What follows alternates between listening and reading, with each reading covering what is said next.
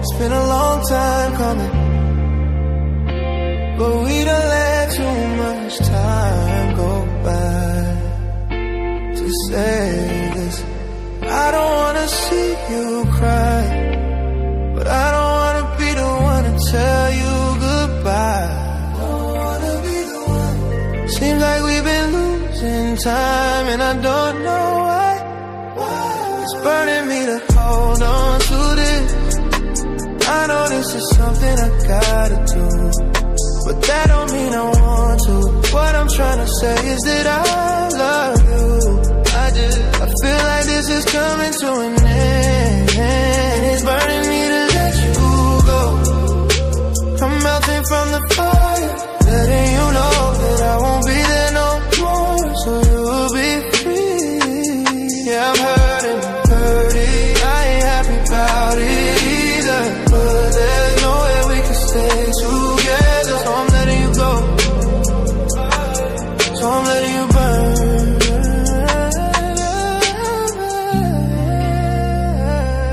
Don't wanna leave you hurting.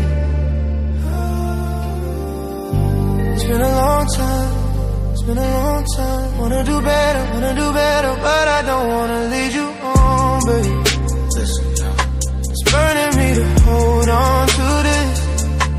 I know this is something I gotta do, but that don't mean I want to. What I'm trying to say is that I love you. I feel like this is coming to an end.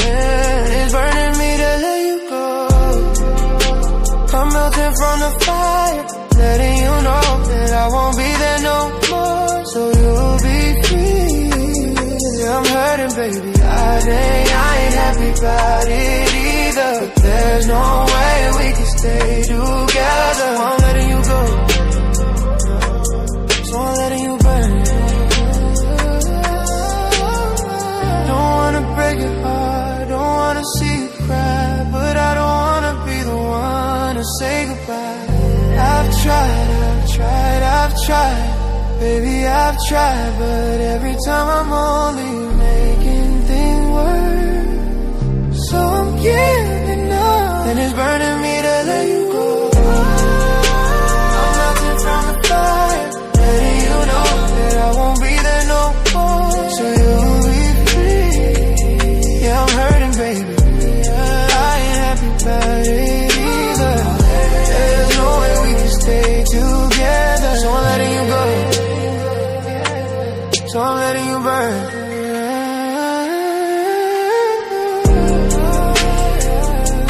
I'm letting you burn. I'm letting you burn. I'm letting you burn.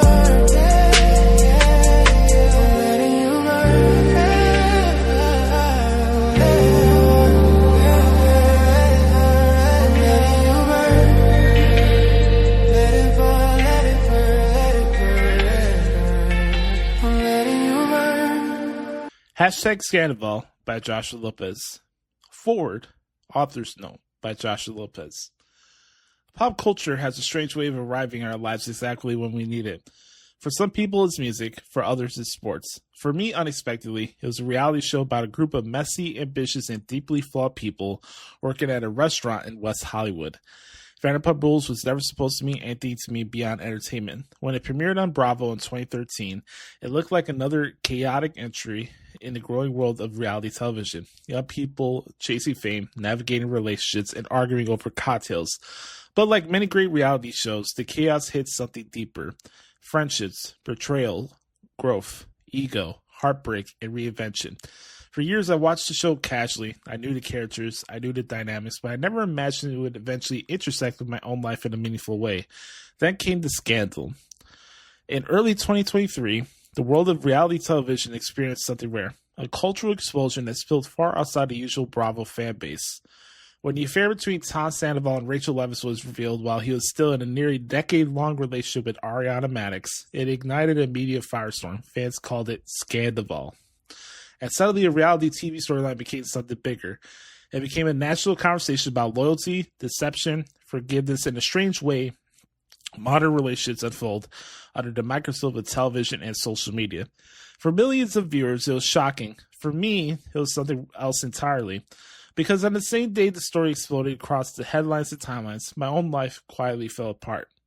I lost my job. Professionally, I felt like the ground beneath me had disappeared. Anyone who has experienced a sudden career uncertainty knows the feeling. The confusion, the anxiety, the quiet fear about what comes next. It's a strange kind of grief. The loss of routine, the loss of stability, the loss of direction. At that moment, I didn't know where my professional life was headed. What I did know was that I had always loved storytelling. I had spent years writing about professional wrestling, covering the drama and the spectacle of that world for readers who cared deeply about it. Storytelling, commentary, and cultural analysis had always been my outlet. And suddenly there was this enormous cultural story unfolding in real time. Not a scripted drama, but something strangely close to one. The more I followed the fallout of the affair, the more I realized something fascinating. Scandival wasn't just gossip. It was a story about human behavior, about how friendships fracture, about how public judgment can become overwhelming, about how people rebuild their lives after catastrophic mistakes, about how someone like Ariana Madix could transform heartbreak into opportunity and emerge stronger than ever. And so, almost without realizing it, I began writing again. At first, it was simply observation, notes, thoughts, reflections about the way this scandal was unfolding across television, podcasts, interviews, and social media. But over time, those notes turned into something more structured, a narrative, a cultural document of a moment that reality television may never replicate again. Because Scandival wasn't just an affair, it was a perfect storm. A decade-long relationship collapsing, a friend group fracturing, a reality show forced to confront real life in real time, and millions of viewers of mostly investing themselves in the fallout. And somewhere in the middle of it, I found something I hadn't expected. Purpose. Writing about the story reminded me why I love storytelling in the first place. It reminded me that pop culture, even something as chaotic as reality television, can still reveal genuine truths about human nature. And it gave me a new direction when I needed one most. This book is not meant to be a courtroom. It's not here to declare heroes and villains. Instead, it's an attempt to examine the full story, the mistakes, the heartbreak, the backlash, and the aftermath. Because the truth about Scandival is complicated, and complicated stories are often the most interesting ones to tell. Overview. I'm not a therapist. I'm not a lawyer. I'm not a publicist. I am a storyteller, however, who has spent over a decade covering professional wrestling. An industry built on morality plays, heroes and villains, crowd reactions, and the dangerous comfort of picking sides. I didn't come to Vanderpump Rules during a light or carefree period of my life. I found it when things were quiet in the wrong way, when routines had collapsed, confidence was thin, and the future felt undefined. It was a time marked by loss, uncertainty, and the uncomfortable question of what now. What I didn't expect was that a Bravo reality show, something I once dismissed as background noise, would become a source of grounding. Watching these messy, contradictory, deeply human people navigate betrayal, ego, ambition, and self-destruction remind me that chaos is not unique and pain is rarely tidy. There was something oddly stabilizing about seeing emotional reckoning unfold in public without the luxury of editing one's own narrative in real time. As Scandival exploded, I found myself not just watching, but thinking about accountability, about spectacle, about how the internet chooses villains and heroes, and about how quickly empathy disappears once the story becomes entertainment. Writing through this moment gave me structure when I had none. It gave me language when I felt stuck. It gave me reason to trust my voice again.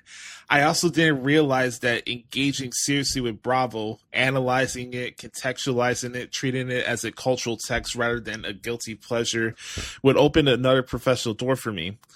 This book exists because I allowed myself to take pop culture seriously, and in doing so, took myself seriously again.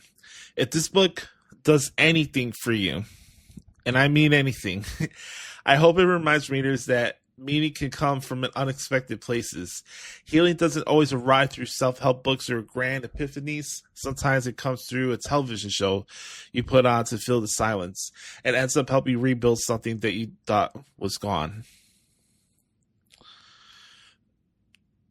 When you look back through everything that's gone on through Vanderpump Rules, to Tom and Kristen's relationship from the beginning, to transition with Tom and Ariana, to Rachel coming into the scenes with James, and them eventually breaking off their engagement on the season 9 reunion, to where we are now. And you think about all the context, and you look at the relationship, let's say, with Tom Sandoval, right, and James Kennedy. Tom was one of James' biggest defenders. He bonded with James over music and supported him when the rest of the group isolated him due to his behavior. Sandoval played a major role in orchestrating James' elaborate proposal to Rachel, dubbed Rachella, further entrenching himself in their relationship and earning Rachel's trust. By the time Rachel and James announced the end of their engagement during the season 9 reunion, filmed amid the pandemic, the group was once again reshuffling. Rachel, newly single and emotionally adrift, began navigating the show without the protective identity of being James Kennedy's partner. Meanwhile, Tom Sandoval's long-term relationship with Ariana Max, 9 years strong, had entered a quieter, more complicated phase. They shared a home, a brand, and a public image of stability, but cracks were forming beneath the surface. Before Scandival ever broke, another scandal was already brewing. Tom Schwartz, Sandoval's best friend and business partner, became the subject of speculation.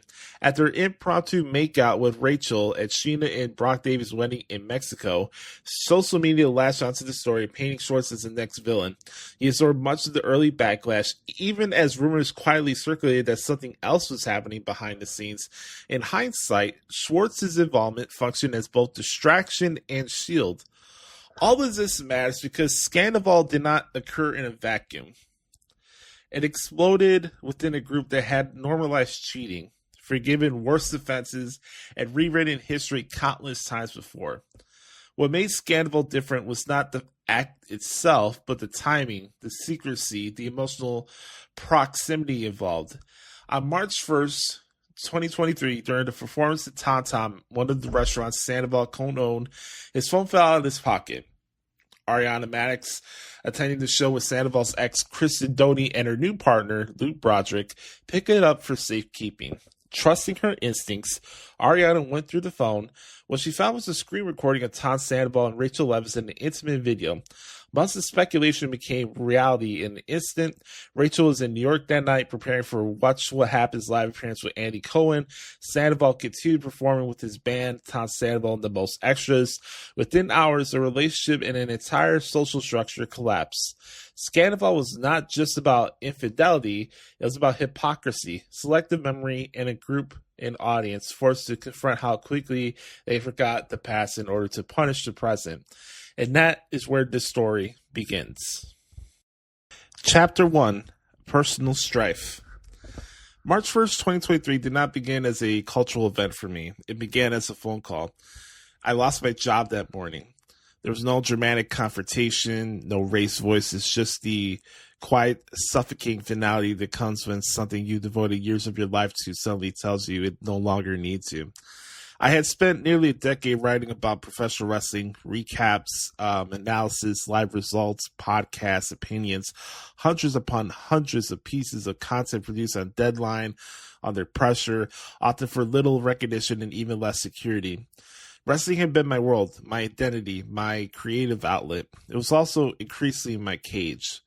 When the call ended, I sat there staring at my phone, stunned not just by the loss itself, but by how hollow I felt. I expected anger. I expected devastation. What I felt instead was a deep, unsettling emptiness, like something that had already been draining me had finally finished the job. That night, the world met Scandival. I remember scrolling through Twitter, now X, almost aimlessly, watching the story unfold in real time. Tom Sandoval and Rachel Leviss, a 7-month affair. Ariana Maddox blindsided. The shock rippled through Bravo fandom like an earthquake. Group chats exploded. Think pieces began forming before facts were even clear. Lines were drawn almost immediately. At first, I didn't realize why I couldn't look away. It would be so easy to say I latched onto Vanderpump Rules as a distraction, a coping mechanism to avoid dealing with my own reality. That's partially true, but it's not the whole truth. what really happened was subtle and more uncomfortable. I saw myself in the chaos, not in the betrayal, not in the lies, but in the unraveling. By the time season 10 aired, Tom Sandoval was already being framed as something monstrous, a villain, a narcissist, a punchline. But watching him on screen, particularly in those early episodes, I didn't see a cartoon villain. I saw a man who looked lost, defensive, desperate to feel understood, and increasingly crushed by the feeling that no matter what he said, it would never land the way he intended it. Sandoval had been one of my favorite cast members long before Sandoval, not because he was perfect, he wasn't, but he was expressive, emotional, and deeply invested in the people and projects around him. He cared loudly, sometimes obnoxiously, sometimes selfishly, but it never felt empty. I recognized something in him that I had felt for years. The exhaustion of being misunderstood, the frustration of being labeled in ways that don't align with your eternal reality, the quiet fear that once a narrative sticks, it doesn't matter what you do to correct it. As the backlash intensified, I began to see parallels between his public class and my private one. I had spent years convincing myself that persistence alone would eventually lead to fulfillment, that if I just kept grinding, another article, another podcast episode, another late night editing session, it would all make sense eventually. Instead, I woke up one day realizing I was burnt out, underpaid, and quietly resentful of the very thing that once gave me joy. When I was fired, it forced a reckoning I had been avoiding. Who was I without the identity I had built my life around? Watching Vanderpump Rules during that time didn't just fill hours, it cracked something open. Reality television, especially a show like Vanderpump Rules, is often dismissed as frivolous, but beneath the spectacle is something deeply human. People aging in real time, confronting the consequences of choices they made years earlier, grappling with careers, relationships, and self-worth under unforgiving scrutiny. Sandoval's mental health struggles, which would later be discussed more openly in season 11, hit closer to home than I expected. His admission that the backlash made him suicidal was met with skepticism, deceitful, and even mockery. Many viewers had already decided what he deserved, and empathy felt conditional, if not entirely revoked. I didn't condone what he did. I still don't, but I understood the isolation. I understood the spiral that comes when the ground beneath you collapses and the version of yourself you believed in no longer feels accessible. I understood the shame of disappointing people, of being reduced to your worst moment, of wondering whether redemption is even possible or allowed. At the same time, Ariana's pain was undeniable. Watching her process betrayal while maintaining composure, humor, and ultimately triumph was powerful, but it also complicated something for me. The internet demanded simplicity, hero and villain, right and wrong, justice and punishment. Real life rarely offers that clarity. In my own life, there was no villain, no scandal, just years of quiet compromise catching up to me all at once. Vanderpump Rules, during that crossroads, didn't just give me something to watch, it gave me permission to imagine something different. It made me consider paths I had never allowed myself to explore, writing beyond wrestling, analyzing culture instead of recapping results, letting curiosity replace obligation. For the first time in years, I felt intellectually alive. Sandoval became the lens through which I began to examine not just reality television, but myself, how stories are framed, how audience assign morality, how easily complexity is flattened into outrage. It made me realize that frustration, when ignored, doesn't disappear. It just grows and grows and grows. Sandoval handled his self-doubt in the worst possible way. He made choices that caused real harm. But his unraveling forced me to confront my own. And unlike him, I was given the rare gift of collapse without cameras. That day, March 1st, two things ended. And quietly, something else began. Chapter 2. Loss of Direction versus Midlife Crisis. Before Sandoval had a name, it had a feeling. It lived in the quiet moments of season 10, the ones that didn't go viral, the ones people only revisited after they already knew where the story ended. Long before the affair exposed, Vanderpump Rules was documenting two very different kinds of unraveling happening in parallel. Tom Sandoval experiencing what looked and felt like a midlife crisis, and Rachel Leviss moving through a loss of identity so profound that she barely recognized herself on screen. The tragedy is that neither was invisible. The tragedy is that no one knew what to do with it. By season 10, Tom Sandoval was not the confident, eccentric ringleader he once was. The show had moved past his chaotic youth and into something more static, more adult, and Sandoval was struggling to accept that. His relationship with Ariana Max had changed, not in the explosive way people later pretended it did, but in the slow erosion that comes from two people growing in different emotional directions. Ariana wanted presence, she wanted nights at home, shared rituals, she wanted Sandoval to sit on the couch and watch Love Island with her, not because the show itself mattered, but because togetherness did. It became symbolic, something simple that represented time, attention, and emotional investment. Sandoval bristled at this. "I don't have time to watch 50 episodes of Love Island," he said. And while the internet later mocked the comment, what he really was saying was something more revealing. "I don't feel like I can slow down." Sandoval was constantly out, touring with his band, drinking, chasing stimulation. He framed it as ambition, but it often came off as avoidance. Ariana expressed concern, not accusation, about his drinking, about his absence, about feeling like the house they shared had stopped being a shared space. Importantly, Ariana never framed Sandoval as stupid or incompetent. In her conversation, she admitted something refreshingly honest for reality television, that in long relationships, you are bound to annoy each other, that love doesn't erase irritation, that commitment requires patience even when attraction dulls. But patience wasn't what Sandoval felt he was receiving. What he expressed clumsily, emotionally, sometimes defensively, was a sense of being diminished, of being corrected publicly, of feeling like Ariana had consistently sided with her friends over him, of no longer feeling like a partner but an inconvenience. One of the most overlooked scenes of season 10 is Sandoval breaking down on the couch, crying openly out of frustration, not rage, not entitlement, frustration. He spoke about feeling unappreciated, unseen, unsure of where he stood in his own relationship. Viewers were waiting to jump. They had been waiting since Miami Girl, waiting for proof that Sandoval was always the villain they suspected. And when the tears came, many didn't see vulnerability, they saw manipulation. But here's the uncomfortable truth. Sandoval was communicating what was missing. He just didn't know how to survive the discomfort of not getting it. If Sandoval's crisis was loud, Rachel Leviss's was quiet and far more dangerous.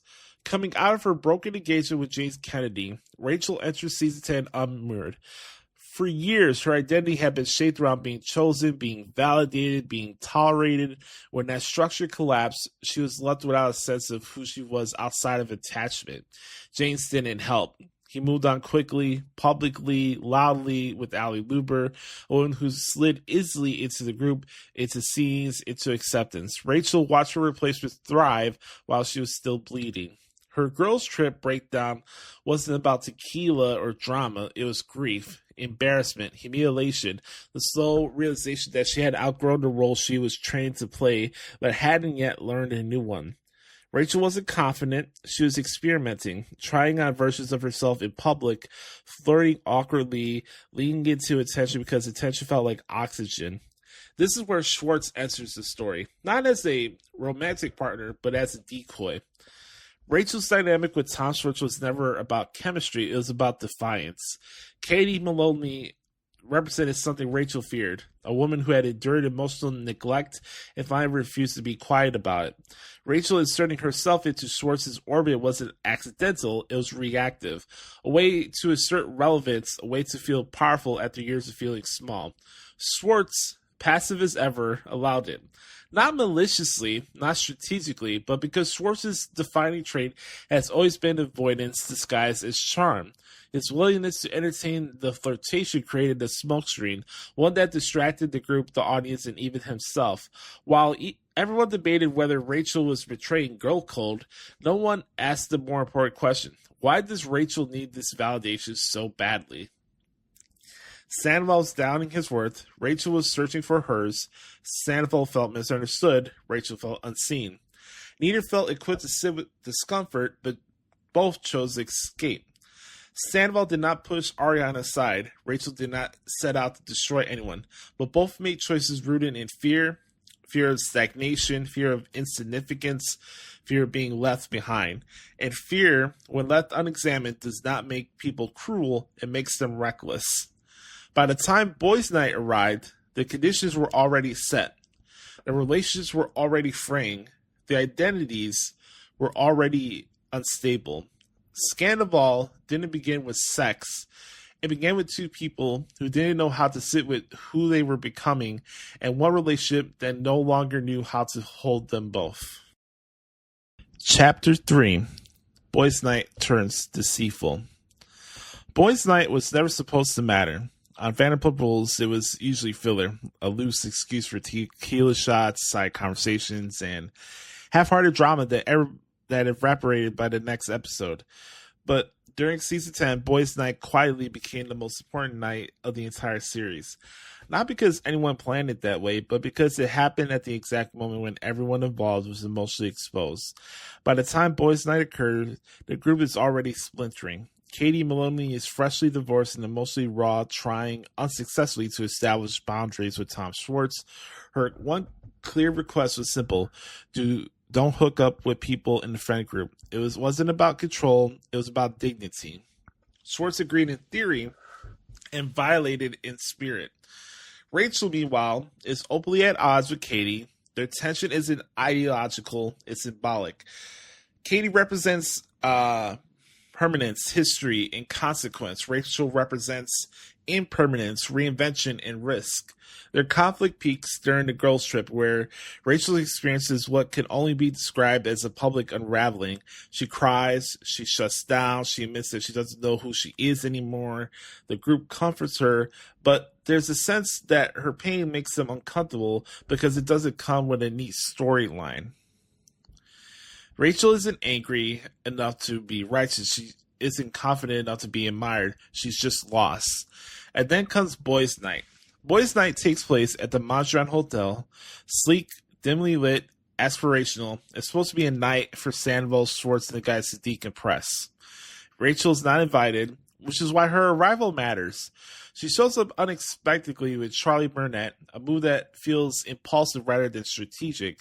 Rachel doesn't come in hot or seductive. She comes in fragile, vulnerable, still reeling from the girls' trip in the weight of being perceived as the odd one out. Sandoval notices immediately. This is crucial. Sandoval doesn't clock Rachel as temptation first. He clocks her as someone hurting. He sits with her, talks to her, lifts her spirits, listens, validates. This dynamic matters because it mirrors what Sandoval feels is missing at home. He isn't just being seen, he's being needed. Schwartz, particularly, fades into the background. His flirtation with Rachel exists mostly in theory, a narrative device more than a connection. He becomes the cover story without ever realizing it. And that's when the emotional boundaries begin to blur. Rachel later describes this period as one of emotional freefall. Her engagement is over. James is flaunting a new relationship. Katie and Lala despise her. The girls don't fully trust her. And for the first time since joining the show, she feels unmoored from any fixed identity. Sandoval becomes the person who makes her feel grounded. He reassures her, compliments her, makes her feel interesting instead of embarrassing. Some strong head of disposable is not romantic, yet it's emotional dependency forming in real time. Rachel would later say that Sandoval would make her feel seen in a way she hadn't felt in years. That matters, not as justification, but as an explanation. The first physical turning point doesn't happen at Boys' Night itself. It happens later during See You Next Tuesday, the weekly Sir event hosted by James Kennedy. The irony is brutal. James is DJing, Allie is present, Ariana is out of town attending a family funeral. Rachel ends up at Sandoval's house. She gets into his jacuzzi. This moment is often sensationalized, but the reality is quieter and worse. This isn't drunken chaos. It's intimacy without witnesses, proximity without accountability. Later, Rachel and Sandoval had sex in her car. Not in a bed, not in a hotel. In a car, secretive, rushed, disconnected from reality. Rachel would later say that the first time they slept together felt confusing rather than euphoric. She described feeling overwhelmed, scared, and unsure of what it meant, but also unable to deny the connection she felt. She has said she made the first move. Sandoval has echoed this, not to shift blame, but to describe the moment honestly. The kiss wasn't planned, it wasn't predatory, it was mutual, impulsive, and catastrophic. Afterward, both of them felt something unsettling, not guilt first, but attachment. Meanwhile, the group remains fixated on the wrong storyline. Rachel and Schwartz kiss in Mexico later in the season, further fueling Katie's anger and cementing Rachel's reputation as careless at best, malicious at worst. What no one realizes is that Schwartz is no longer the story. He is a distraction, a useful one. Schwartz's role in season 10 becomes tragically ironic. He absorbs the backlash that rightfully belongs elsewhere, while remaining emotionally detached enough to never fully grasp the consequences. By the time suspicion arises, the affair is already entrenched. What makes Boys' Night so devastating in hindsight is how ordinary it looks on first watch. No dramatic music, no explosive confessionals, no villain monologues besides Rachel telling Lala that she's lucky that she doesn't have a man. Just people who don't realize they were standing at the edge of a cliff and took one step too far. Sandoval wasn't looking to destroy his relationship that night. Rachel wasn't trying to betray Ariana. Schwartz wasn't trying to cover anything up. But attention doesn't undo impact. Boys' Night wasn't the beginning of Sandoval. It was the point of no return. From that moment on, secrecy became a shared language, distance became normalized, and silence became the loudest choice anyone made. And somewhere far away, Ariana was screaming, unaware that the life she thought she was returning to no longer existed. Chapter 4, Collateral Damage. When a scandal like this erupts, the damage rarely stays contained between the people at the center of it. Relationships ripple outward. Friendships crack under pressure.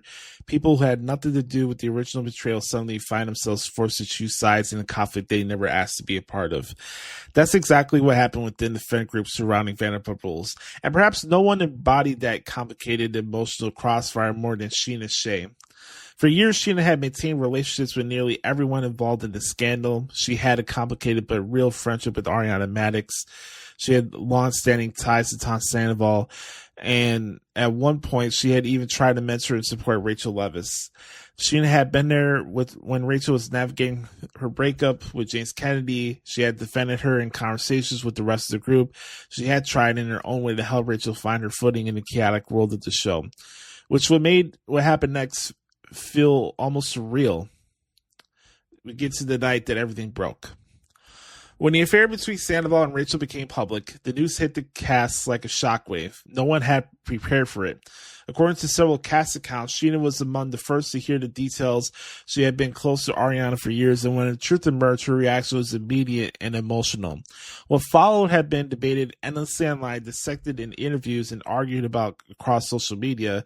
Rachel claimed that Scheana physically assaulted her after learning about the affair. Scheana denied it, but the fallout was immediate.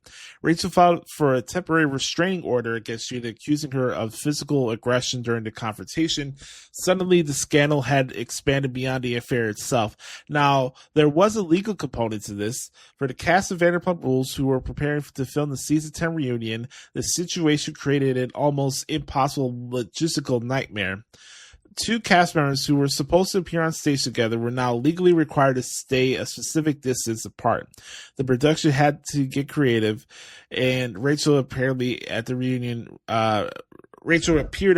remotely. Scheana sat on stage with the rest of the cast, emotionally exhausted, defending herself against accusations she insisted were false. It was one of the most bizarre moments in the show's history. for the emotional toll. For Scheana, the experience seemed to be deeply painful. She wasn't just dealing with the scandal as a viewer or a commentator, she was living inside of it. On one side was Ariana, one of her closest friends, someone she had stood beside for years. On another side was Rachel, someone she had once tried to support and encourage. And in the middle was a legal accusation that threatened her reputation. What made the situation even more complicated was the emotional context. Scheana had been one of the loudest voices defending Ariana after the affair became public. Her loyalty was clear, but the restraining order forced her into a different kind of spotlight. Suddenly, the narrative around the scandal wasn't just about the betrayal anymore. It was about violence. It was about legal consequences, about conflicting stories. And the internet, as always, had opinions. Some fans believed Rachel completely. Others dismissed the accusation outright. Many simply watched the drama unfold like any another chapter in a show that had always thrived on chaos. But for the people involved, this wasn't just television anymore. This was their real lives. As for filming for the next season began, the cast found themselves navigating a social environment that had become almost impossible to manage. The friend group that had once shared vacations, parties, and late-night conversations was now fractured. Lines had been drawn. Ariana's circle, particularly Katie Maloney, stood firmly by her side. Katie's support for Ariana was unwavering and in many ways admirable. She had watched her friend endure public humiliation, and she had no interest in extending sympathy to the man responsible for it. But at times, that fierce loyalty seemed to amplify the hostility surrounding Sandoval. Scenes during the following season often felt less like conversations and more like confrontations. And in the middle of all of it stood someone who arguably had the most uncomfortable position in the entire group. For Tom Schwartz, the scandal created an emotional trap. Schwartz had been Sandoval's closest friend for over a decade. Their partnership wasn't just personal, it was professional. They co-owned businesses together. They had built entire stories around their friendship. But Schwartz also cared about Ariana. He had spent years socializing with her, filming with her, and watching her relationship with Sandoval from the inside. When the affair came to light, Schwartz found himself in a position that many viewers struggled to empathize with. But that was deeply real. He was expected to condemn his best friend publicly, and when he didn't do strongly enough for some members of the group, the backlash came quickly. Ariana herself expressed frustration with Schwartz during parts of season 11. At times, it seemed like she viewed his attempts to remain loyal to Sandoval as a personal betrayal. But from another perspective, Schwartz was facing a question that most people eventually encounter in their lives. What do you do when someone you love makes a terrible mistake? Do you abandon them or do you stay? The internet tends to prefer simple answers. Real life rarely provides them. By the time the cameras stopped rolling on the next season, the friend group looked very different from the one viewers had watched for years. Some relationships were permanently damaged. Others had been strained but survived. And some, like the complicated dynamic between Scheana, Ariana, and Sandoval, remained emotionally unresolved. The scandal had begun as a betrayal between three people, but its aftermath reveals something deeper about the nature of friendship, loyalty, and public judgment. And when millions of strangers are watching your life unfold in real time, every decision becomes amplified, every mistake becomes permanent, and every relationship becomes fragile. Because the world of in reality television, the cameras may eventually stop rolling, but the internet never stops watching. Chapter 5. The Internet Trial. When the story broke, it didn't unfold quietly, it exploded. Within hours, what began as a private betrayal between three people became a global spectacle. The moment the news spread that Tom Sandoval had carried on a secret affair with Rachel Leviss while still in a nearly decade-long relationship with Ariana Madix, the internet did what the internet does best. It chose sides. The scandal had everything a modern audience craves: a beloved couple, a shocking betrayal, a close friend caught in the middle, a hidden relationship that unfolded in plain sight on television for months without anyone realizing it. And perhaps most importantly, it happened inside the strange ecosystem of reality television where the audience doesn't just watch the stories, they participate in it. By the end of the first weekend, the word scandal had become unavoidable. It trended across every platform. TikTok creators dissected old scenes frame by frame, Reddit threw grew into sprawling investigations, podcasts released emergency episodes, and Bravo fans turned into amateur detectives examining every interaction from the most recent season of Vanderpump Rules with the kind of scrutiny usually reserved for true crime documentaries. Clips resurfaced that suddenly looked different in hindsight. Moments that once seemed harmless now felt loaded with subtext. A glance across the room, a strange joke, an awkward silence. What had once been dismissed as the usual reality TV chaos now appeared to be something else entirely, a secretly highly in plain sight. But as the internet pieced together the timeline, something else had happened. The story stopped being complicated. It became simple. Too simple. And we had the rise of Team Ariana. In the early days of the scandal, the public response was almost unanimous. Ariana became the hero of the story, and to many viewers, she deserved to be. For years, she had been one of the most emotionally grounded figures on the show. She ought to resist the manufactured drama that fueled the series and was open about her struggles with depression and insecurity.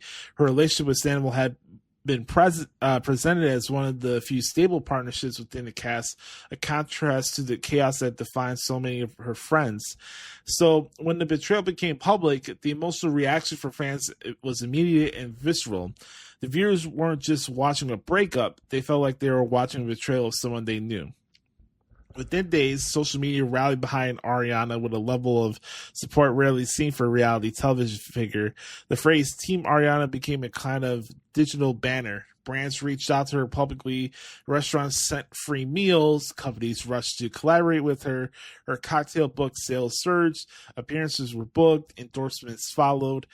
It was as if the entertainment industry itself had collectively decided that Ariana deserved compensation for the humiliation she had endured. But the internet's support, while sincere, carried an undertone that is common in the modern age of viral outrage.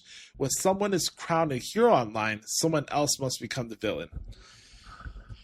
For Sandoval, the shift in the public perception was immediate and brutal. Before the scandal, he had long been seen as one of the most charismatic personalities on the show. Dramatic, theatrical, occasionally self-absorbed, but ultimately entertaining. His flair for the grand gestures and elaborate costumes had become part of the identity of Vanderpump Rules. After the scandal, that same personality trait was reinterpreted as narcissism. Every old clip seemed to confirm the new narrative. Every dramatic moment from previous seasons was reframed as evidence that he had always been selfish, manipulative, or performative. In the court of public opinion, the verdict had already been reached. Tom Sandoval wasn't just someone who had made a terrible mistake. He became something closer to a cultural symbol, the embodiment of betrayal itself. The backlash quickly moved beyond criticism. Fans flooded his social media accounts with thousands of messages. Some were angry but measured. Others were cruel. Some crossed into territory that felt less like accountability and more like punishment. At one point, protesters even appeared outside the restaurant he co-owned with his longtime friend Tom Schwartz. It was no longer just a scandal. It had become a spectacle. Part of what made the reaction so intense was the way reality television blurs the lines between entertainment and morality. Shows like Vanderpump Rules invite viewers into the lives of the cast for years. Audiences watch friendships form, relationships develop, and personal struggles fold in real time. Over time, the cast begins to feel less like television personalities and more like extended acquaintances. But there is a danger in that kind of intimacy. When viewers feel personally connected to the people on screen, their reactions can become deeply emotional and sometimes deeply unforgiving. And in many ways, the scandal turned the audience into a kind of digital jury. Millions of viewers debated the details of the affair as if they were personally affected by it. Who knew first? Who lied? Who enabled the deception? These questions dominated discussion boards and podcasts for weeks. And amid the outrage, something more complicated began to emerge. A few voices started asking uncomfortable questions, not questions about whether the affair was wrong, it clearly was, but about whether the public reaction had begun to spiral beyond proportion. One of the cast members who addressed this directly was Lala Kent. During the heated months that followed the scandal, she offered a perspective that cut through the noise with blunt honesty. He didn't kill anybody, she said.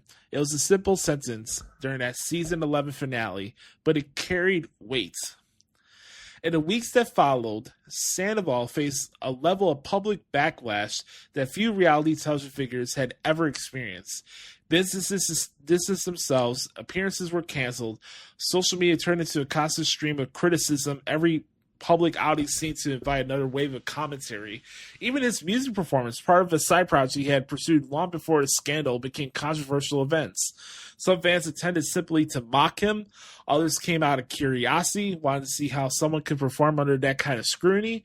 The internet watched it all, and the internet commented on all of it. For Sandoval, the experience seemed to become something deeper than a professional crisis.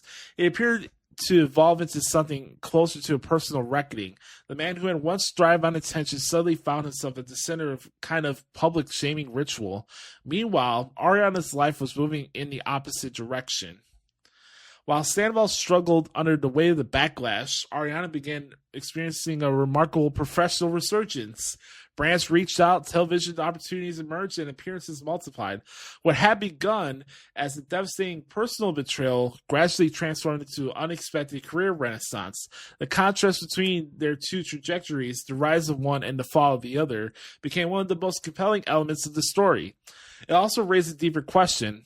Was the scandal simply about betrayal, or had it become something larger, a cultural moment that reflected how modern audiences process outrage, loyalty, and forgiveness?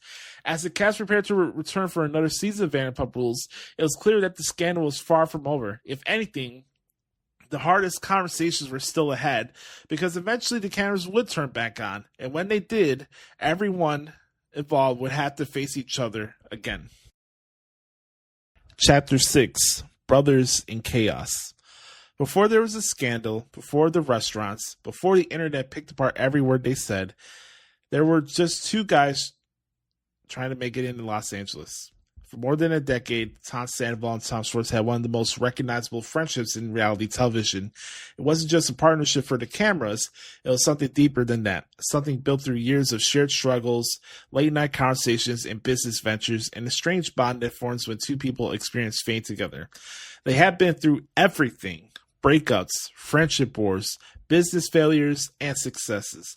And perhaps most notably, they had survived the chaos that once defined Sandoval's relationship with Jax Taylor, a feud that often threatened to tear the entire friend group apart during the early years of the show. Through it all, Schwartz had remained a constant. Where Sandoval could be intense, emotional, and sometimes theatrical, Schwartz was softer, more passive, often uncomfortable with confrontation. Their personalities balanced each other in a way that worked. Sandoval was the engine, Schwartz was the brakes. But even the strongest friendships have limits. And the scandal that became known as Scandoval pushed her closer to the edge than it ever been before. When the news broke that Sandoval had been carrying on a secret affair with Rachel Leviss while still in a long-term relationship with Ariana Madix, the fallout was immediate and brutal. The public reaction was swift. The cast's reactions was even faster. Within days, Sandoval had become one of the most widely criticized figures in reality television. The internet turned him into a villain almost overnight, dissecting his past behavior, questioning his motives, and demanding accountability. And in the middle of that storm stood Tom Schwartz. Schwartz wasn't the one who cheated. He wasn't the one who lied, but he was the one who had to stand next to Sandoval while the world judged him. That's the strange reality of loyalty. When your best friend makes a catastrophic mistake, you don't just watch them suffer, you suffer alongside them. The scandal didn't just threaten their friendship, it threatened their livelihood. At the time the affair became public, the two Toms had invested enormous time, money, and personal identity into their bar, Schwartz and Sandy's. The restaurant had already faced delays, financial stress, and the usual challenges that come with opening a new business in Los Angeles. Now, it was facing something much worse: public backlash. Fans began organizing boycotts. Online reviews were flooded with angry messages directed at Sandoval. Suddenly, a business that had nothing to do with the affair had become a symbol of it. Schwartz, who had spent years trying to step out from the shadow of the show and build something real, found himself trapped inside a narrative he had no control over. Every interview he gave turned into an interrogation about Sandoval. Every appearance he became another reminder that his partner's personal decisions were now affecting his personal life. It was an impossible position, because while Schwartz may not have agreed with what Sandoval had done, he still loved him. that love didn't disappear just because the internet demanded it. One of the things that often gets lost in reality television discourse is how much pressure the cast faces behind the scenes. The audience sees arguments, they see confrontations, they see dramatic moments that make great for television, but they rarely see the quieter struggles that happen when the cameras stop rolling. For Schwartz, those struggles were constant during the months following the scandal. His friend group was divided, his business was under attack, and his closest friend was unraveling under the weight of public backlash. At times, Schwartz seemed exhausted by it all. During interviews and appearances, he often tried to strike a careful balance, acknowledging that Sandoval had done something wrong while still defending him as a human being. That nuance, however, didn't always land well with viewers. In the world of internet's discourse, people tend to prefer absolutes. Villains, heroes, right, wrong. Schwartz's attempt to live somewhere in the gray area frustrated many fans, but perhaps that gray area is where real friendship actually exists. There were moments during the following season where it seemed like the friendship between the two Toms might not survive. The stress of the scandal created tension that neither of them had experienced before. Schwartz had to carry the weight of a business under siege. Sandoval was navigating the emotional fallout of losing not just his relationship with Ariana, but much of his social standing within the group. Their conversations became heavier, more serious, less playful than viewers were used to seeing. For years, their friendship had been built on humor, inside jokes, and a shared sense of absurdity about the chaos around them. Now the chaos had become too real. And for the first time in their long history, there were genuine questions about whether they could move forward together. One of the most common criticisms directed at Schwartz during this time period was simple. Why are you still defending him? Why not just walk away? The answer, of course, is that friendships don't work that way, especially not friendships that have lasted more than a decade. Schwartz had seen Sandoval at his best and his worst. He watched him support friends, help people behind the scenes, and show him loyalty in moments that never made it onto television. He had to also watch him make mistakes, plenty of them. But the idea that one scandal should erase an entire history of friendship was something Schwartz seemed unwilling to accept.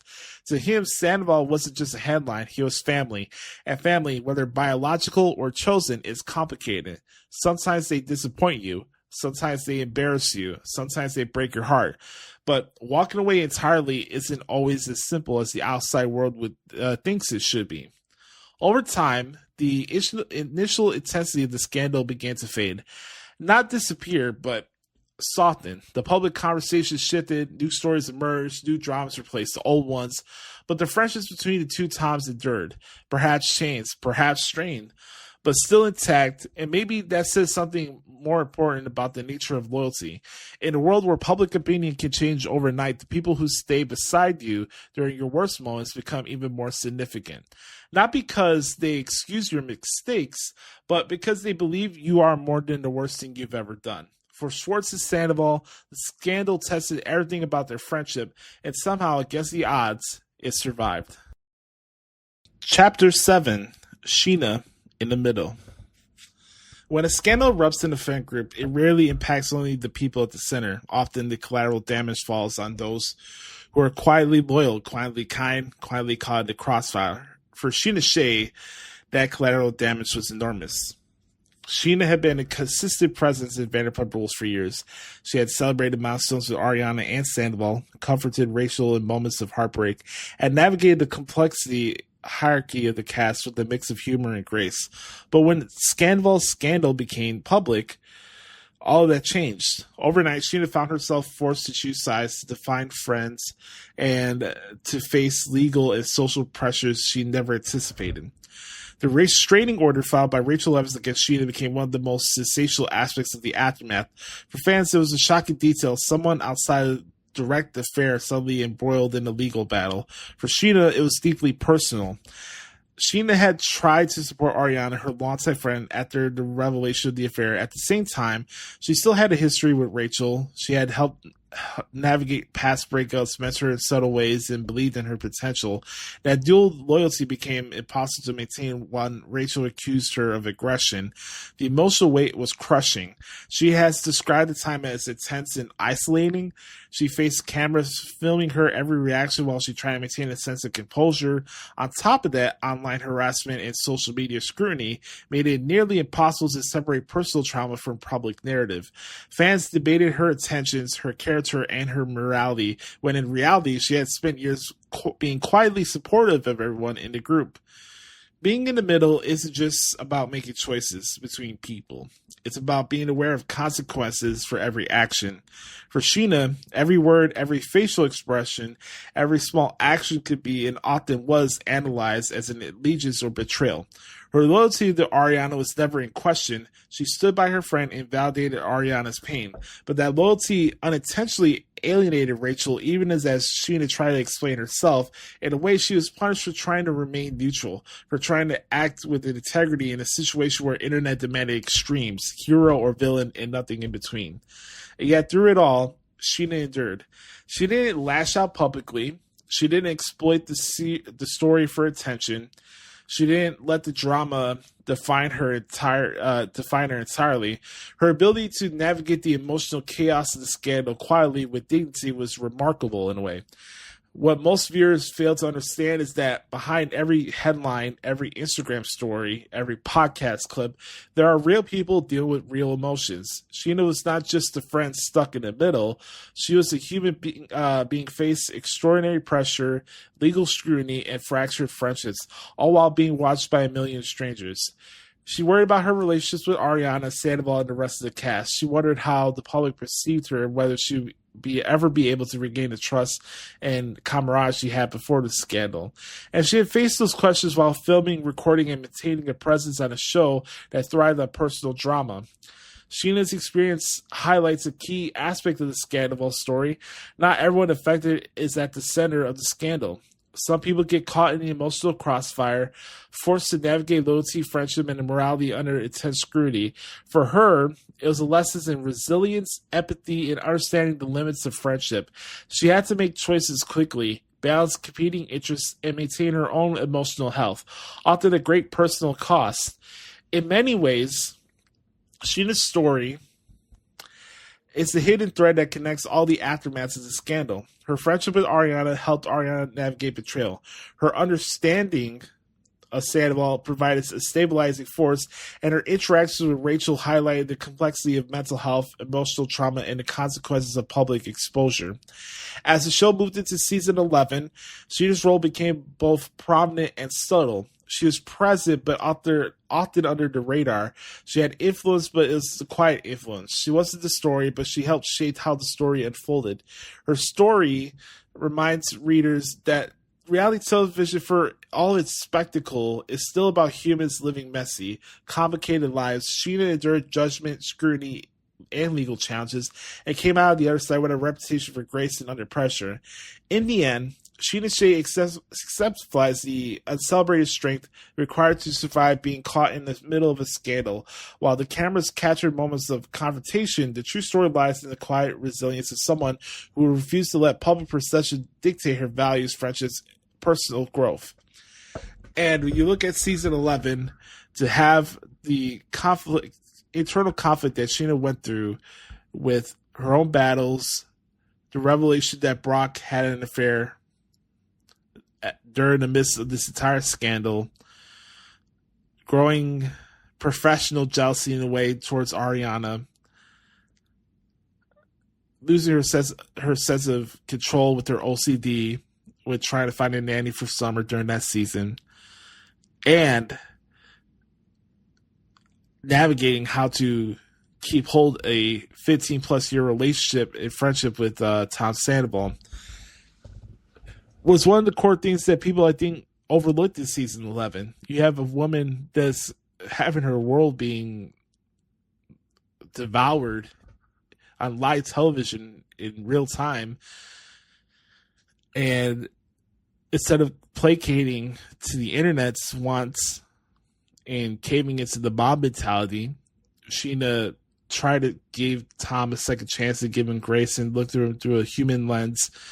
And they had deep conversations at Lake Tahoe, that deep chat in San Francisco before the finale, where she was telling Tom, you know, for him to take a step back and realize that he shouldn't have been victimizing Ariana's mental health because he couldn't handle the backlash that was coming his way for actions that he did. The Scheana story and being stuck in the middle is one of the more overarching narratives in a lot of ways that ties Scandal and what made it what it was. Because as she dealt with personal strife during this entire situation, she was one of the most loudest voices in the entire situation because she talked about it the most and profited most of it on the podcast. So to Scheana Shay, she refused to let the public perception dictate her values, friendships, or personal growth. Chapter 8, Clout Chasing versus Moral High Ground. When a scandal hits, some people become victims, some become heroes, and some become opportunists. For Jax Taylor, the Sandoval scandal was both a chance and a challenge. Jax had a long, complicated history with Tom Sandoval. From the early seasons, their friendship was a roller coaster of loyalty, competitiveness, and ego clashing. The infamous Season 8 feud over the pastor had already shown that Jax had a flair for drama and a tendency to escalate conflicts for his own purposes. But nothing tested the boundaries of his ambition quite like Sandoval. Within the weeks of the affair becoming public, Jax Taylor began exploring ways to leverage the situation. Alongside his then wife, he launched a podcast that quickly became a platform to comment on the scandal. While he framed it as providing insight, it was also clear that the scandal offered him renewed attention, relevance, and influence. Every slip, every apology, every social media post from Sandoval or Ariana was fodder for analysis. Jax dissected their actions, often painting Sandoval in the harshest light, while subtly framing himself as a voice of reason and morality. It was a delicate performance, part commentary, part self-promotion. Yet, underneath the opportunism, there was real consequences. Jax's commentary didn't just shape public perception, it impacted the cast's internal dynamics. Old wounds reopened, friendships were tested, lines were blurred between accountability and exploitation. The feud between Jax and Sandoval had deep roots. The Season 8 pastor incident was emblematic. Sandoval tried to protect the friend, Jax felt slighted, and drama ensued. Over the years, they had fought, reconciled, and fought again. But the Sandoval scandal reignited old tensions. Jax's podcast commentary often referenced past grievances. Some listeners interpreted it as vindictive, others saw it as entertainment. Either way, it reignited friction that many thought had been resolved. For Sandoval, this was deeply frustrating. He wasn't trying to defame Jax. He was just trying to protect Ariana, his relationship, and a delicate balance of friendship within the group. Yet Jax interpreted or presented the actions as attacks against him, which only fueled public speculation. Adding another layer to the story was Brady Cartwright. Whether lingering resentment from past conflicts influenced her behavior is unclear, but it was evident that Jax's commentary occasionally echoed her sentiments. Sandoval faced not just the public, but the subtle reminders of past conflicts, making the personal fallout even more complex. The network of relationships around Jax, Brittany, Sandoval, Ariana, and Scheana illustrate just how complicated these social dynamics were.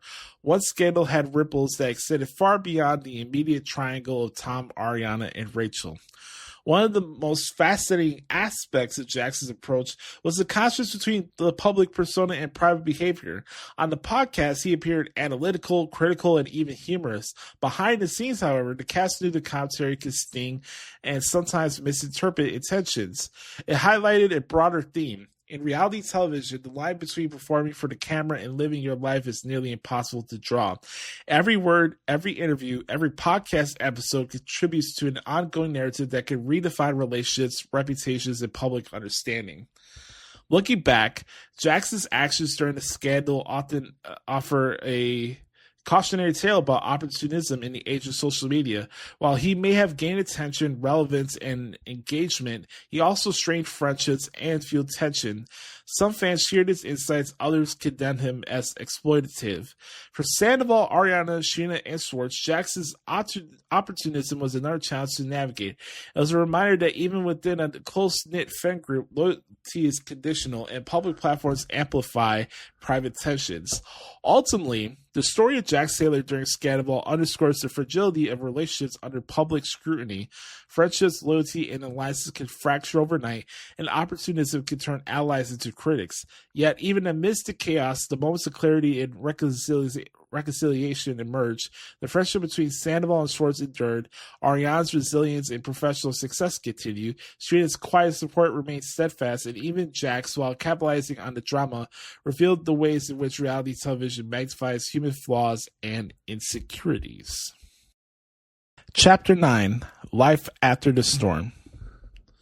The public fallout from Scandal was immense. Every social media post, podcast clip, and reunion appearance was dissected.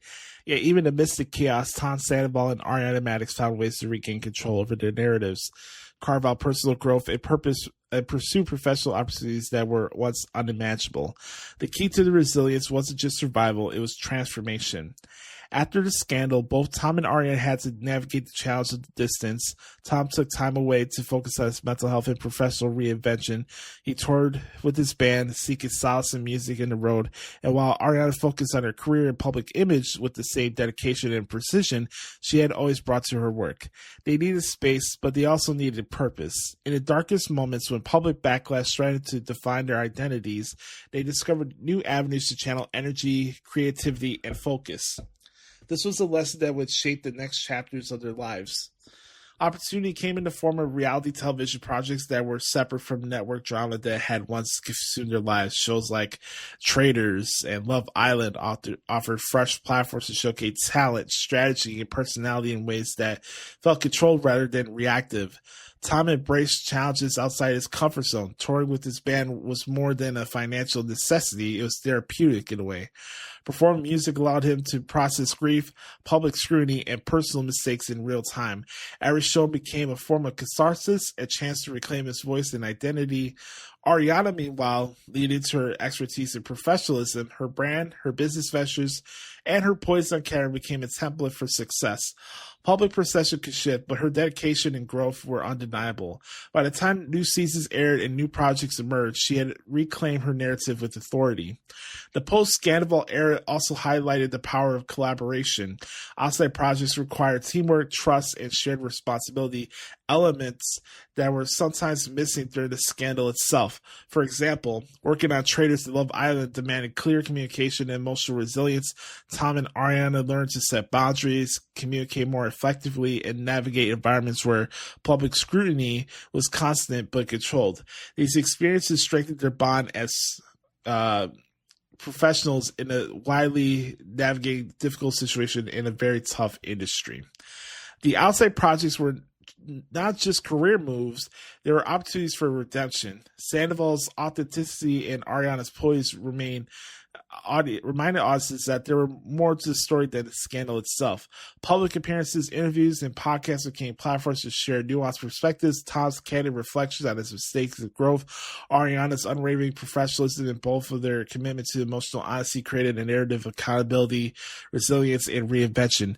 Fans began to see them not only as reality TV figures, but as individuals capable of transformation, learning, and leadership under pressure. Ultimately, this chapter of their lives demonstrates a fundamental truth. Even after public scandal, there is a space to reclaim agency, pursue purpose, and grow as a person. Tom and Ariana didn't simply survive; they evolved. Projects like Traitors, Love Island, and other endeavors were milestones of resilience, markers of a journey from chaos to clarity. They became reminders that personal growth is rarely linear, that public perception doesn't always reflect personal truth, and that the redemption often requires action, not just words. By the end of this chapter, it's clear that life after Scandal is not just about forgetting the past, it's about learning from it, using it to form choices and building a foundation, lasting success, and emotional fulfillment. The story of Tom and Ariana is far from over. The lessons of loyalty, accountability, resilience extend beyond reality television. They inform how one navigates friendship, love, and professional ambition, even in a world that thrives on judgment and spectacle. For Joshie Lopez, stepping away from the drama allowed her to focus on her personal healing and professional reinvention. Her work with her sound bowl therapy has become a central pillar of her life, giving her purpose, peace, and a platform to guide others in wellness. Fans who have followed her journey may remember the turbulence, but Rachel's evolution shows that personal growth often comes quietly away from the cameras and headlines. Recently, we had the news of the sale of the house, where so many pivotal moments occurred, made ways for Ariana, Tom, and the rest of the cast. It was a reminder that physical spaces hold memories, but they don't define people who live, work, and love within them. Life moves forward, even if the past lingers on. One of the central lessons of Scandal is that human relationships are rarely straightforward. Missteps, misunderstandings, and mistakes are part of the narrative, but so are growth, forgiveness, and learning. The scandal exposed raw emotions, vulnerabilities, and the weight of public judgment, but it also illuminated courage, friendship, and the capacity for renewal. Scheana Shay, Schwartz, and even figures like Jax Taylor each played a role in the larger story, sometimes complicating, sometimes supporting, but always highlighting the delicate web of interpersonal dynamics in high-stake environments. Ultimately, the story is about finding peace after chaos. For Rachel, Ariana, and Tom, and everyone impacted, peace looks different. For Rachel, it's meditation, sound bowls, and stepping away from reality TV. For Ariana, it's professional success and personal empowerment. For Tom, it's music, creativity, and reflection. And for the author of this book, it was discovering how pop culture could offer unexpected clarity, purpose, and a path forward when life seemed unmoored. The house may be sold, the podcasts may evolve, and headlines will continue to circulate, but the human story remains. Growth, accountability, and resilience are timeless, and they belong to no one but those who live them. The author's note. Writing this has been a journey of nuance and empathy. I've tried to honor every perspective, every struggle, and every triumph in this situation. While public perception of often paints people in the broad strokes, hero, villain, victim, the reality is infinitely more complex. Scandal and its aftermath taught me about the power of narrative, the weight of accountability, and the unexpected ways pop culture can provide clarity in moments of personal appeal. Losing my job on the same day the scandal broke was devastating, but in retrospect, it led me to observe, reflect, and create in ways I never could have imagined. Vanderpump Rules, despite its dramatics, gave me a sense of purpose and connection when I felt professionally and personally adrift. As I close this chapter of this book, I hope readers see beyond the scandal itself and understand the human threads that connects mistakes, growth, and redemption. Life after scandal isn't about scandal. It's about resilience, learning, and the courage to move forward, even under the harshest public gaze. And to Tom, Ariana, and Rachel, I wish you the best going forward in all your adventures, and understand that healing is not linear. We all make choices in our life, for better, for worse, but your vulnerability through the midst of chaos is something to be admired, and wish you all the best.